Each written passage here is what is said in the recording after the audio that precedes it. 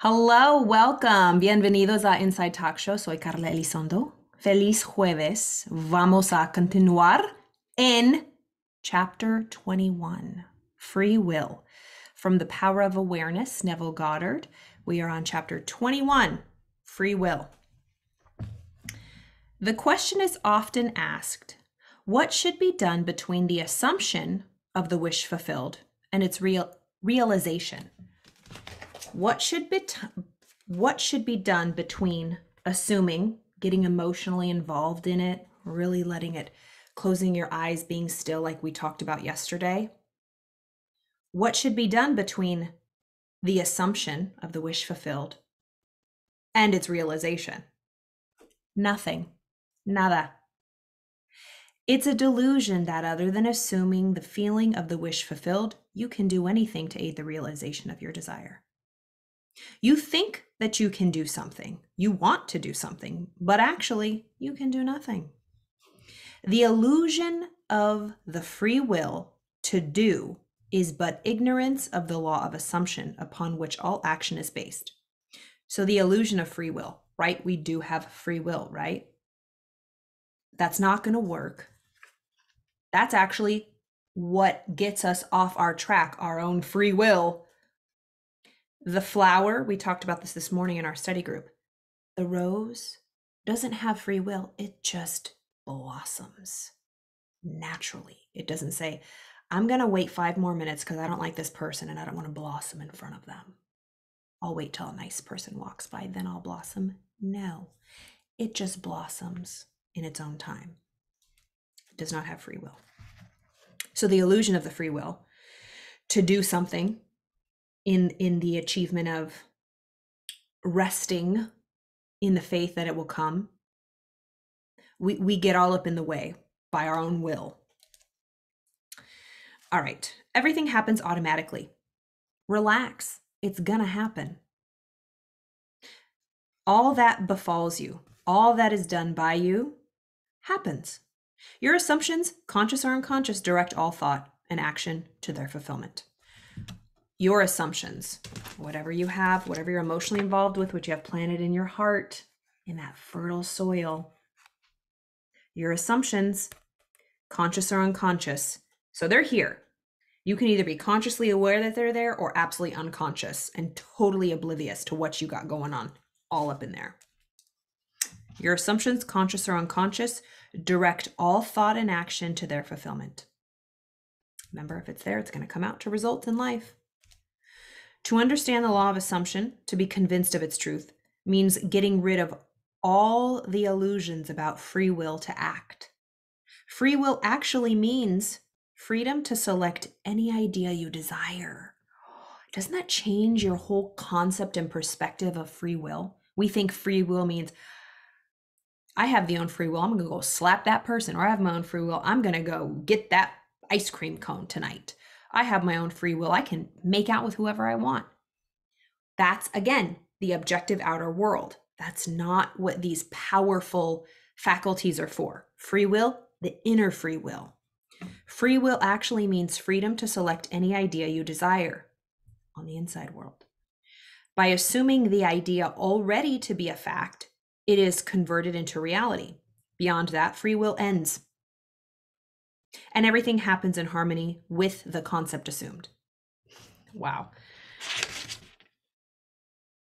So when you want to do something, the free will is the thoughts you choose. Then you stop. It stops there. You don't then go out and push and force. I can of my own self do nothing, because I seek not my own will, but the will of the Father which hath sent me. Remember, Neville talks about this part of us. It's the Lord, the Father, universal intelligence, God. That's the God power in us. So I can of my own self, this is our self, the man part, the human part. I of my own self can do nothing, clearly, because all the stuff we know, it's not showing up in our life. So why the hell can't we do it? We can't do anything without this power. I of my own self can do nothing, because I seek not my own will, but the will of my Father that sent me. So whatever is here that you want, that is the will of your true heart's desire. not the weed seeds that get in there, the stuff you're afraid of and that you don't want. I can of my own self do nothing, because I seek not my own will, but the will of my Father which has sent me. So when we are using that godlike power to get emotionally involved in stuff we don't want, that's not the will of the universe or of God. But it's going to happen. But it will end up happening. That's why that's the impersonal part of the universe and of God. So when bad things happen, we're like, was that the will of God? God's mean, God's evil. We're misusing that power. In this quotation, the Father obviously refers to God. In an earlier chapter, God is defined as I am. Since creation is finished, the Father is never in a position of saying, I will be. In other words, everything exists, and the infinite I am consciousness can speak only of the present tense. In the present tense. Not my will, but thine be done. That's why we have to surrender. That's that co-creation part. We really get these amazing ideas and then we surrender it to God. Because once it's down here, it's coming out. And like we said, surrender to the things you want. But that's scary, because what if they don't happen? We're afraid, we don't have faith. But we very easily surrender to all the bad things. Very easily. We have more faith in dark than we do in light. Okay. Not will, but thine be done. I will be is a confession that I am not. The Father's will is always I am. Until you realize that you are the Father, there is only one I am, and your infinite self is that I am. Your will is always I will be. But the Father's is I am. I and my Father are one, but my Father is greater than I.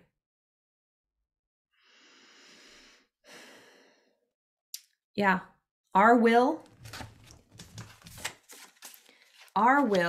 is always, I will be, always in the future. I will be one day. But the Lord in us, God in us, I am. Boom, where we have it. And this is all happening on inside, remember. All right.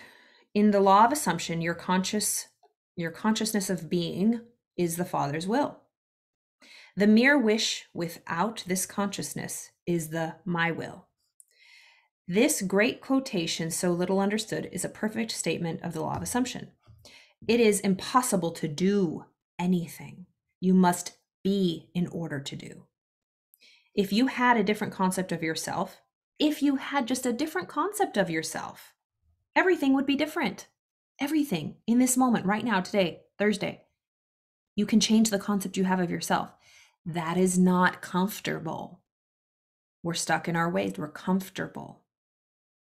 If you had a different concept of yourself, everything would be different. Your entire life would be different by just a shift in concept of yourself, the way you see yourself, the way you think of yourself.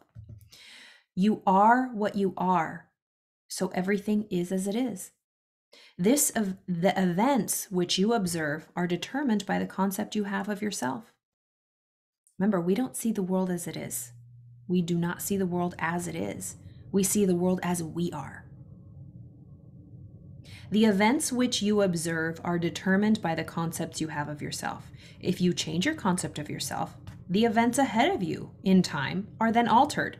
But now that they're altered, they form again a deterministic sequence, starting from the moment of this changed concept. Every moment, it's like, pick your adventure, choose your adventure. Just like if you were on a path, a map, a flight path of a plane, the coordinates are predetermined to that destination. So the pilot just sits there and makes sure everything's okay. But if the pilot wanted, they can change the coordinates and then be rerouted. That's what we're doing every moment. So if you change your concept of yourself, the events ahead of you in time are altered. Remember, because whatever you decide now is where you're going to end up. Just like the airplane, whatever coordinates you put in, that's where you'll end up. So starting from any specific moment, you can determine a new direction. You are a being with powers of intervention. You can intervene, choose a different thought, choose a different concept of yourself or anyone else or a situation. You are a being with powerful powers of intervention, which enable you, by change of consciousness, to alter the course of observed events. In fact, to change your future. I remember we were in a class one day asking Bob, like, do you believe in like fate or destiny or predestiny, what was this called? There was a word in here that reminded me of it. Like predetermined. Is life predetermined? He goes, yeah. And they're like, okay, well, what does that mean? You in the moment, you're the one that predetermines what's going to happen by our thoughts. Our thoughts determine the future, predetermined. Whatever's determined in the future, whatever's going to happen, we're the pre part, determines what's going to happen after that, what's going to follow. So you are a being with powerful intervention powers, which enable you, by a change of consciousness, to alter the course of observed events. In fact, to change your future. Deny the evidence of the senses and assume the feeling of the wish fulfilled, inasmuch as your assumption is creative and forms an atmosphere. Your assumptions, if it be a noble one. Okay, let me read that again. So deny the evidence of the senses, of the outside world. See, hear, smell, taste, touch, those little antennas that go on top of our head, of our physical animal body. Deny the evidence of the senses. Close your eyes and go inside and assume the feeling of the wish fulfilled. Inasmuch as your assumption is creative and forms an atmosphere, your assumption, if it be a noble one, increases your assurance and helps you to reach a higher level of being. So it says, inasmuch as your assumption is creative and forms an atmosphere, your assumption, if it be a noble one, increases your assurance and helps you to reach a higher level of being. If, on the other hand, your assumption be an unlovely one, it hinders you and makes you downward way swifter. Your downward way swifter. If your assumption is unlovely or negative, it holds you back and it makes that downward spiral, that fall, if it just be internally, depression, anxiety, and then it actually shows up in your life. Irritation, arguments with family members or loved ones. Yeah, just irritability, all that kind of stuff. Just as the lovely assumption creates a harmonious atmosphere, so the hard and bitter feelings create a hard and bitter atmosphere. Whatsoever things are pure, just, lovely, of good report, think on these things. This means to make your assumptions the highest, noblest, happiest concepts. So your assumptions, what are you assuming about anything, about your day, about wherever you're watching this? What do you assume about YouTube? What do you assume about me? What do you assume about Instagram? What do you assume about your life? What do you assume about your family members? What do you assume about your friends? What do you assume about this evening? What do you assume about tomorrow? What do you assume about this weekend? What do you assume about the rest of this year? Make your assumptions the highest, noblest, happiest concepts. There is no better time to start than now. The present moment is always the most opportune in which to eliminate all unlovely assumptions and to concentrate only on the good. As well as yourself, claim for others their divine inheritance. See only their good and the good in them. Stir the highest in others to confidence and self-assertion by your sincere assumption of their good, and you will be their prophet and their healer.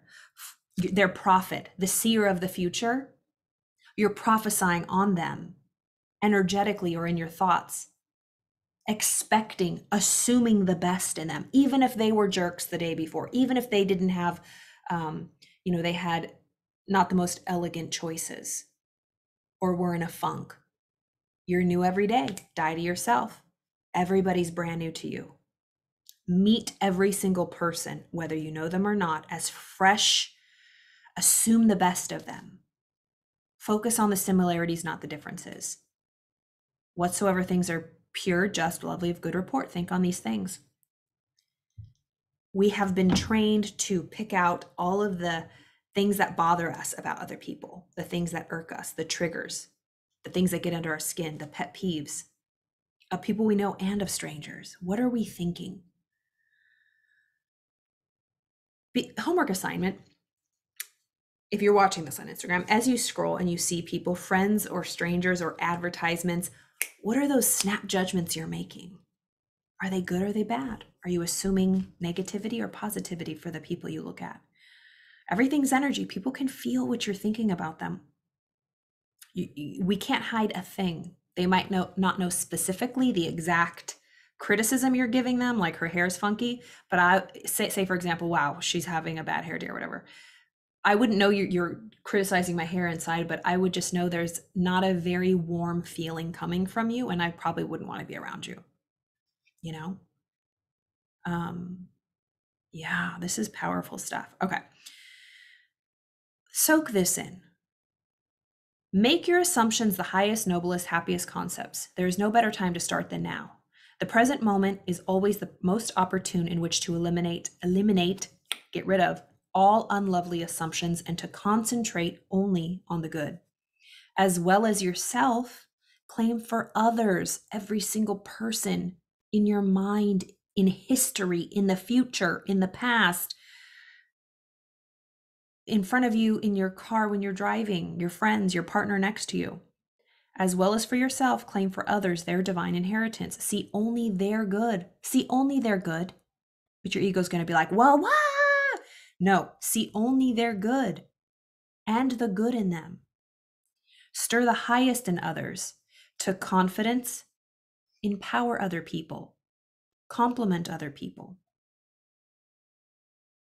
Let them know that they're capable and they're worthy. That's how we want to be talked to. That's how we should be talking to ourselves. Remember, we only think and talk to other people how we think and talk about ourselves. Stir the highest in others to confidence and self-assertion by your sincere assumption of their good. And you, okay, so by your sincere assumption of their good,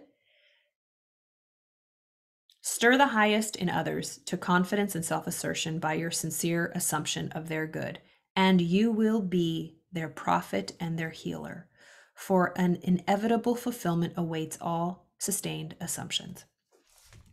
You will, by assumption, you win by assumption, you receive. You win, you gain by assumption, what you can never win by force. You win by assumption, the inside world, what you can never win by force, the physical outer action. An assumption is a certain motion of consciousness. This motion, like all motion, exercises an influence on the surrounding substance, causing it to take the shape of, echo, and reflect the assumption. A change of fortune is a new direction and outlook, merely a change in arrangement of the same mind substance, consciousness. If you would change your life, if you want to change your life, you must begin at the very source with your own basic concept of yourself. Outer change, becoming part of organizations, political bodies, religious bodies, is not enough. The cause goes deeper. The essential change must take place in yourself. Inside talk show, inside job, in yourself, in your own concept of yourself. You must assume that you are what you want to be and continue therein. Just stay with it, no matter what happens on the outside. For the reality of your assumption has its being in complete independence of objective fact and will clothe itself in flesh if you persist in the feeling of the wish fulfilled. When you know that assumptions, if persisted in, harden into facts, then events which seem to the uninitiated mere accidents will be understood by you to be the logical and inevitable effects of your assumption. Everything is. It just changes form. I used the example of water. Say you have a glass of water. You have a glass of water and you put heat to it. It goes up into steam, then into the sky, droplets, condensation. into the air, to the ether. So say you start there, the ether, the air, the gaseous, very vapory droplets of water. And say there was dirt all mixed up, and you know that you're going to have to eat that ice cube later. So we're starting from the formless to the form. That's how, as above, so below. We start from the formless to the form. So say you're working with the formless water state, and there's dirt in there. Wouldn't you do your best to like get the dirt out and make sure the room's clean, because you know that that's going to end up going into your water and then harden and freeze into a solid ice cube. Then you're going to have to eat that ice cube. Do you want a clean ice cube or a dirty ice cube? What a visual. Okay. So the essential change must take place in yourself, in your own concept of yourself. You must assume that you are what you want to be and continue therein, for reality of your assumption has its being in complete independence of objective fact. For the reality of your assumption has its being in complete independence of the outside facts. It's independent of what's going on in the world, and will clothe itself in flesh if you persist in the feeling of the wish fulfilled. That's why, the Buddha, it's like unattachment. Don't be attached. All the world's an illusion. That's why it's so important to understand it's not about what's going on in this world. It's just an illusion of what's going on in here. Don't get too attached to it, but some people just can't let it go. Like, get real. There's a problem out here. Well, what's the source? And we're only responsible for ourselves. We can't go in and change someone else's mind. Say somebody is very angry or, hateful. And then a group of them get together and they're really big and angry and hateful. By approaching them, yelling at them, trying to change them, we can only change ourselves, because getting angry and mad at them will just add to the anger and madness. What we can do is change ourselves and take inspired action to do the things that will help, but attacking those specific brains aren't going to help, or people. It says, okay. So when you know that assumptions, if persisted in, harden into facts, then events will seem to the uninitiated mere accidents. They will be understood, but they'll be understood by you as just the logical, inevitable consequence and effects of your assumption. The important thing to bear in mind is that you have infinite free will in choosing your assumptions. We have infinite free will in choosing what we will get emotionally involved with. We are not a victim.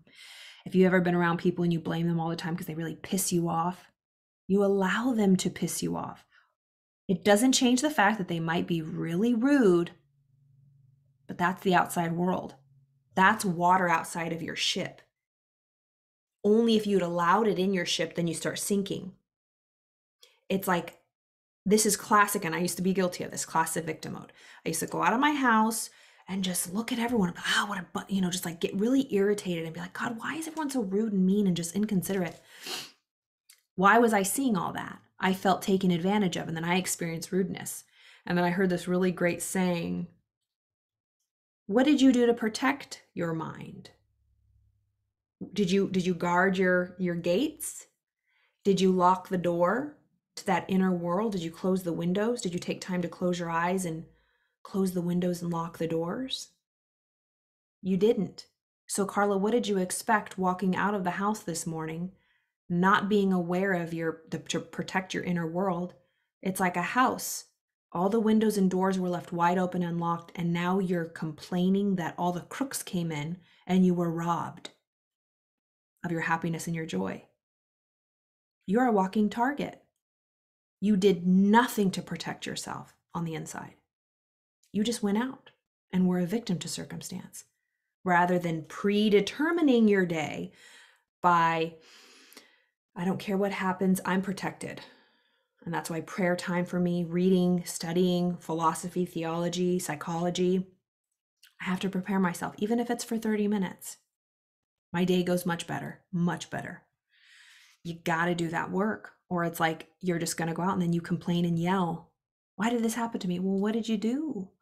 Not that it's your fault, but like, you know, of course there's some things that will happen, but even in those things that happen and we did all the work, we will definitely experience it and respond to it differently, see it differently, the perspective, rather than reacting. Not letting it disturb us, not getting totally thrown off our core. Okay, so the important thing to bear in mind is that you have infinite free will choosing your assumptions, but no power to determine conditions and events. That's exactly what I just said. So the important thing to bear in mind is that you have infinite free will in choosing your assumptions, what you're going to think about anything, regardless of what happens, but no power to determine conditions and events. For example, that Impersonal Life. I love that book. Absolutely love the book. Please go get it. It was Elvis Presley's favorite book, apparently. He carried with him everywhere. Like floods, fires, natural disasters, earthquakes.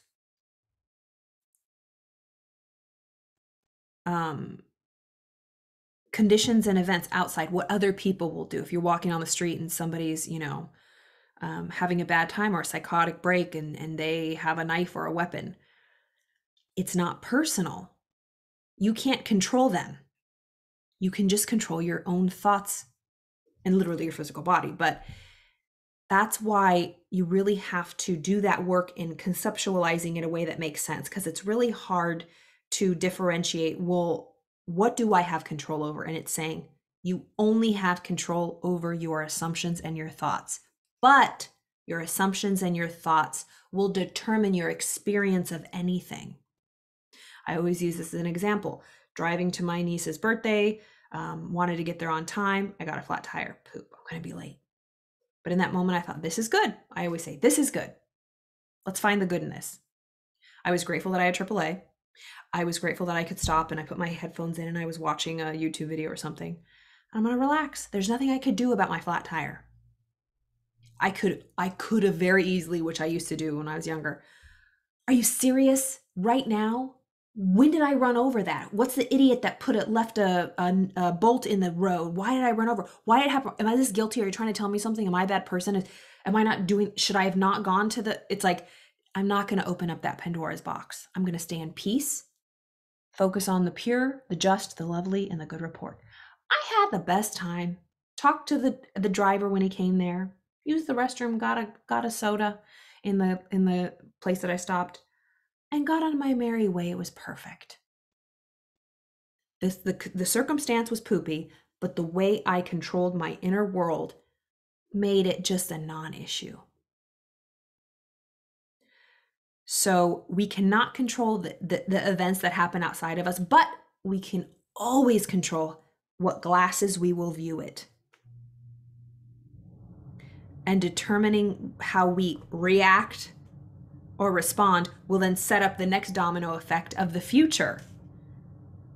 Because if I allowed that situation of the flat tire to really get under my skin and piss me off, it would have really pissed me off.